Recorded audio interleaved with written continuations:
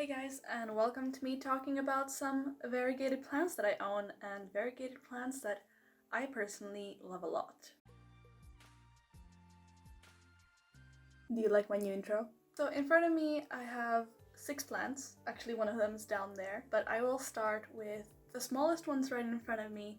And this is my newest variegated plant. It is a philodendron Brazil, I believe is the name. I got it because of this beautiful, beautiful leaf. Like, absolutely love it. The rest of them are also gorgeous. I love the variegation on this. It is lime variegation. I guess it's technically yellow variegation, but I would not say this is yellow. This is light green. This is like lime. I absolutely love these. They're very easy to care for, like most philodendron. I got it only a little bit ago. I did my last video on getting this one and a monstera, and getting rid of spider mites on these guys because they had an infestation when I brought them in, but I have been keeping a close eye on this one and no spider mites since. I did reapply that treatment one more time since the last video, but that's it. It doesn't seem to have anything left on it. I'm still keeping a little bit of distance from the rest of my plants. I mean, right now it's kind of close to my other plants, but it's fine. Like, I'm pretty sure it's got nothing, and I'll still keep a close eye on it and still give it some distance. Also, I just realized you can see my reflection in this glass box, which is something I did a video on. I made this for my Begonia maculata whitey eyes. I think that's how you say it. Again, there's a lot of debate on how you pronounce names of plants and stuff. That's how I say it. Maybe you say it differently. How would you pronounce this name? Tell me in the comments down below. Do you agree with how I pronounce plant names? So since I mentioned it, I have brought the glass box over with the begonias because it's been sitting on my desk for a little while I was setting stuff up, so I didn't want the humidity to change drastically for them. But I will now show you these guys without the glass box and a little bit of an update of what has happened since I put them in there. I have to do this very slowly and carefully because I have before broken off a leaf that has been caught on the glass. It's safely off. This is how big it is, actually, and this is safe. I'm not gonna cut myself. All the edges have been taped off. I have kind of learned from my mistakes. So some exciting things have happened to the begonia, and first of all, they have gotten a couple of new leaves which are showing 0 imperfections, no crispiness, no nothing. So that means soon enough I will be cutting off some of the old leaves, which I already have been doing gradually. But the most exciting part is you can see it here. I don't know if you can see it very well because it's quite small. This begonia has bloomed. It has beautiful little white blooms. When I saw this, I was absolutely overjoyed that this begonia, not only is it recovering, but it is doing well enough to bloom. And that is so rewarding to see that, like, my efforts building that glass box, this begonia that I have bled for, is showing appreciation, and that it's doing well and it's going to recover and it is going to be beautiful. It is not bad looking. Like, if you look at it from a distance like this, you will not think that there's anything too wrong with it. I mean, of course you can see leaves that have edges and crispiness and stuff like that, but overall it doesn't look bad. And obviously it's not in its ideal state and it has a long way to go before it recovers. I'm also I'm still trying to find a lighting situation for it because that corner where it is, it's kind of dark and I don't have anywhere else to put the glass box. I was going to put it on my windowsill, but it's too big for my windowsill. It just does not fit there. I'm looking into artificial lighting for that. It will need it probably for the winter, but while it's still summer and while there's still relatively a lot of light during the day, it's been doing great for being in the shade for a long time. So yeah, I'm very happy with this. Like, and right next to it is this beautiful new leaf, which has no crisping. I love this plant. You're doing great, sweetie.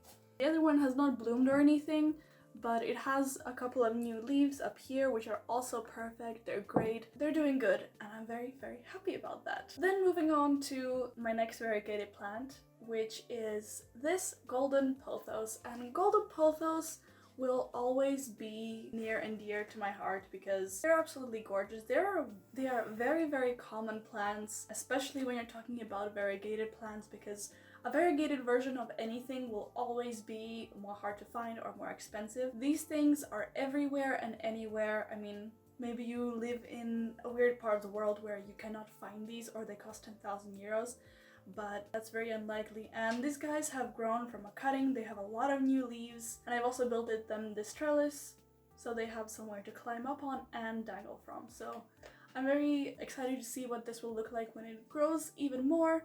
But yeah, it's been getting a lot of light and I'll try to show it closer. But the new leaves have a lot of variegation. I'll try to keep it still, but you know, it's not happening. And the variegation here, it looks more white than it is on camera. Like in real life, it's slightly more yellow, but still it's really, really bright variegation, which is amazing and I love it and it looks beautiful.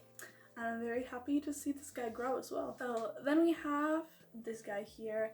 And this is a garden croton. I always forget its botanical name. I used to have a little stick in it which says the botanical name, but I believe it might have gone with a different plant that I sold to somebody, so they might have that beautiful little stick with its botanical name. This is the one that I have kept for myself. I had a lot of garden crotons and I sold them all off except for this guy and another one which I'm rehabbing, but it's not good for selling. Nobody's gonna want that. It needs a lot of light to regain its variegation. So yeah, another thing that I wanted to mention about variegated plants is that all of these, for them to be nicely variegated, I would say except for the Begonia immaculata because that's just how they grow, the variegation will depend on how much light they are getting, because if they're not getting enough light, they are not going to throw out variegated leaves because they will need darker, more green leaves to be able to photosynthesize light better because they're not getting enough of it. If they're getting more than enough light,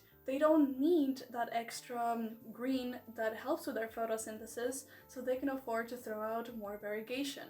So especially garden crotons, if you don't give them enough light, they will start to revert and go back to green. You can't really see it too well on camera because it's a little bit overexposed, but it is so beautiful and it has all these beautiful colors and I just really like it, and it's a nice plant. And then we have this guy. This was off camera because it's ginormous and I don't have space on it on my desk right now. This guy just, every time I look at it, it just brings me joy. Like look, first of all, it is massive. Also, it has a beautiful little bloom up here. It's got these beautiful little violet blooms. And when I saw this happening, I was like, because this guy, it is already growing like a champion. It is growing so much all the time, non-stop. It is getting massive. It's probably outgrowing this pot as we speak. I've taken a lot of propagations from this and then it blooms? Are you kidding me? Like the plant itself is red and green and it already looks like an exotic, beautiful alien flower, and then it flowers on top of that. I will try to put in some pictures of some close-ups of this because I know definitely this will not focus and I can't bring it close enough to the camera because it's ginormous. It is so amazing. Honestly, I'm lost for words, really. Like, look at this guy.